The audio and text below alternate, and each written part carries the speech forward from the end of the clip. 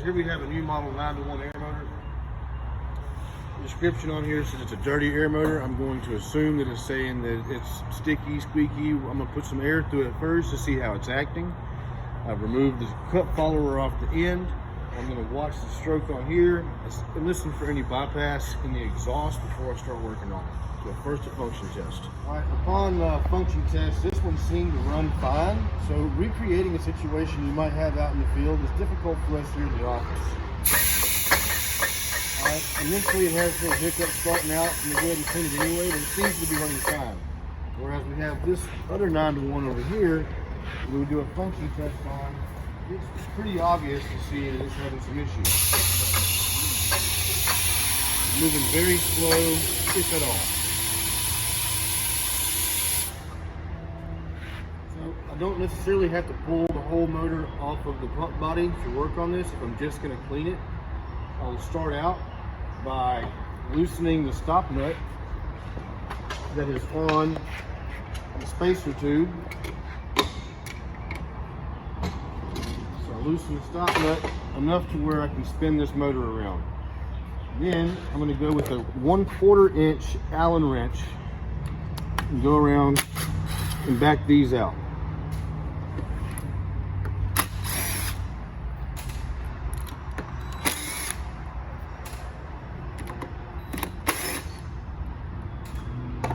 Just to clean it, because it doesn't seem like it needs much, this is where we're going to start. All right, so we've taken both plates off the sides of the top housing of the air motor, and we're going to take the 2 bolts out of the very top.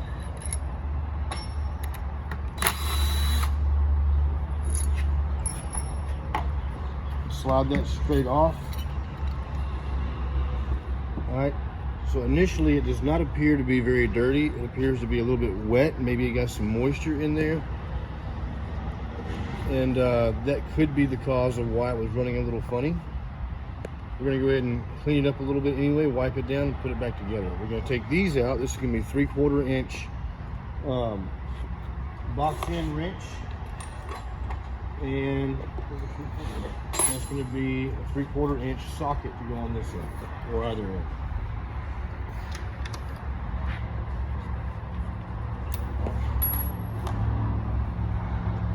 Alright, before we take the cylinder apart, we got to remove this. It's going to take a set of snap ring pliers.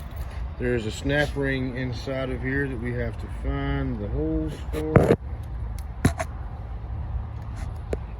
Got 1, 2. Alright, snap ring comes off. Then we can slide this out. We'll use our pick to push this little pin out, and that head will slide off, and the top housing is completely disassembled. Now we'll take out these 4 bolts and take apart the cylinder and clean it. Upon taking it apart, we see it is significantly dirty. It's not super dirty, but we're gonna go ahead and use some Soul Safe. We're gonna clean it up a little bit, hit it with the Soul Safe to clean it down. It is very moist, wet inside there, which is not good. But at first inspection, it just appears to be a little dirty. We're just going to clean it up, put it back together, and then we're going to test it. We're going to inspect all the parts of it, all the rubbers, see what their life quality is, if they're worn down or anything like that.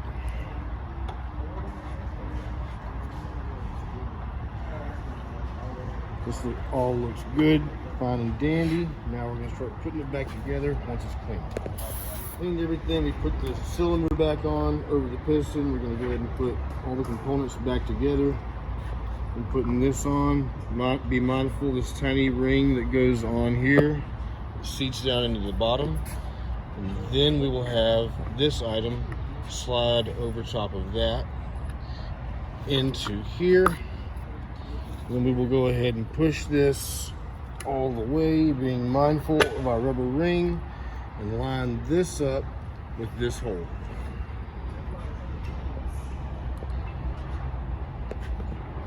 All right, so we put the small rubber ring on this piston here, the small guide rod.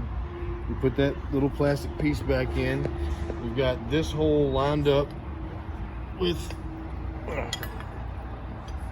here fairly close. We're going to make sure that it is as on as possible. Bolts are in, nuts are started on it. We're going to slowly tighten down the crisscross pattern just a little bit. Turn it over, get the other side, and then we're going to go ahead and start snugging it down all the way.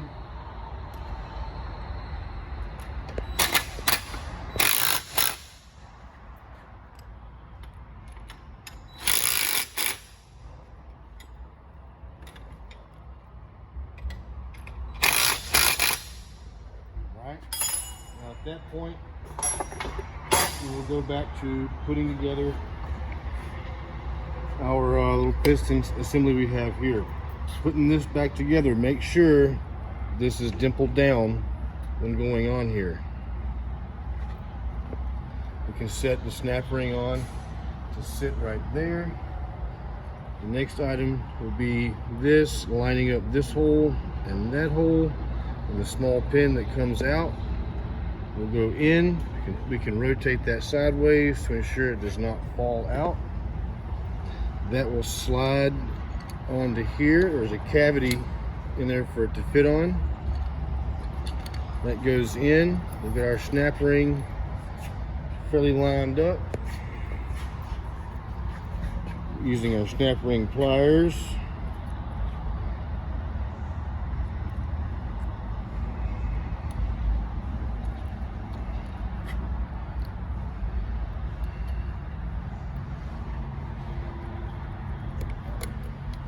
All right, now that's on. The next step, we'll take this brass sleeve, nice and clean. You're gonna have a seat side and a bevel side. Bevel side will go toward the cylinder. Just slide it over like that. That's it. And we'll push it down and it'll seat right there. All right, now we'll start putting a few rings back in here. We're gonna have a downward bevel. So with this basically upside down, there's a little recess inside of this. This is gonna fit into. You may have to manipulate it a little bit to get into that.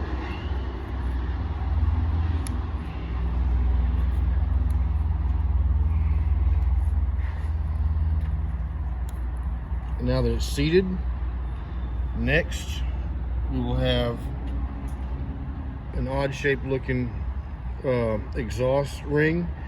This is going to have a seat side that you can see right here. That's going to be facing out. Slides in. Going to be a rubber ring that will slide and sit on that seat.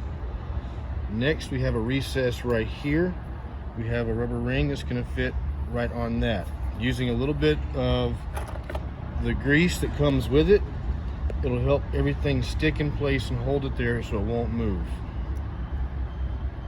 Then at that point we can now slide this over. We want to keep in mind though, with this opening right here, we want to align the larger side with this hole and the large opening with this hole. Whenever we bolt it down, that's how it's going to fit. Now our two long bolts that we pulled out, we can put one in, get that slightly started, put the other in, and get that slightly started. And then we can use the 1/4 inch drive Allen and run that the rest of the way. Now we're going to snug up gently.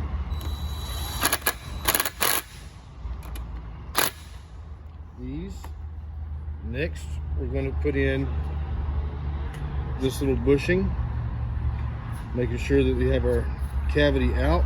That's for airflow on the exhaust. It's going to seat in there.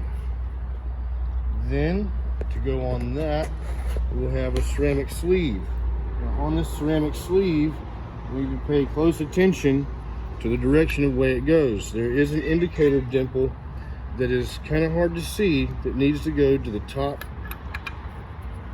left outside of that. Next, we will come on with our exhaust plate cover.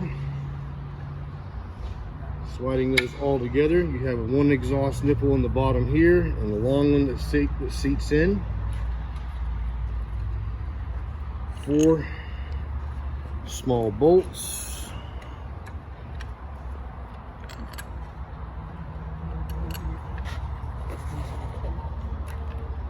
Get those started. Not tightening them up yet.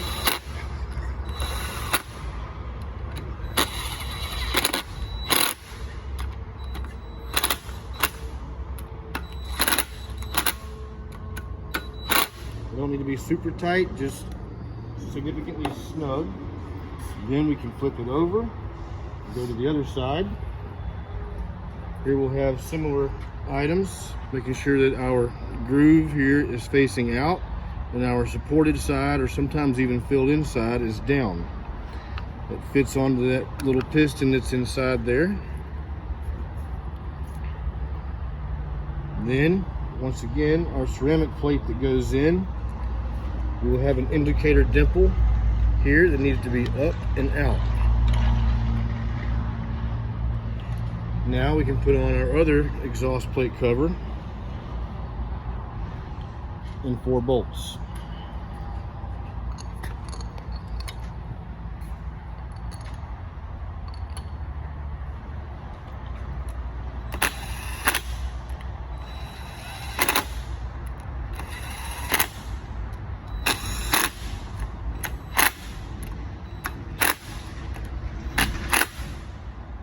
Now, we'll take the air and we'll give it a quick test.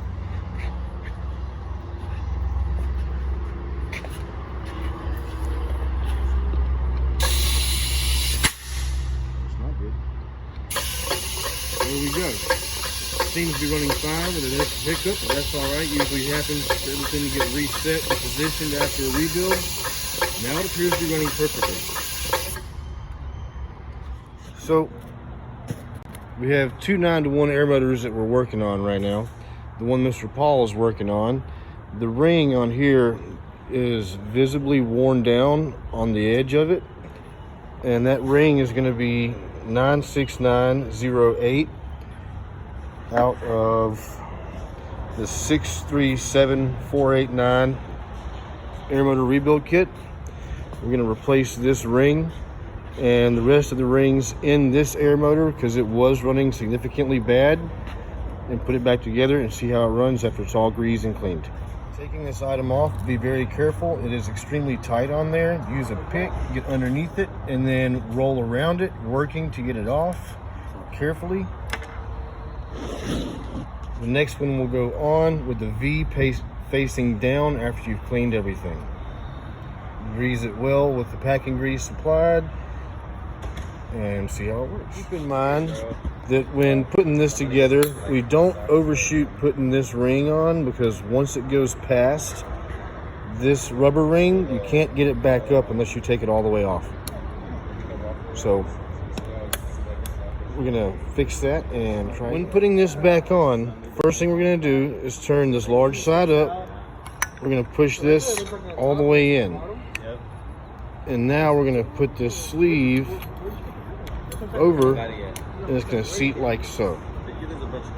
Now this is the air motor we had. We tested it, ran pretty roughly. We just replaced a bunch of the rubber gaskets inside of it, cleaned it out really good. Now we test it and it seems to be running awesome. We'll put it back together all the way and take it outside and give it a test.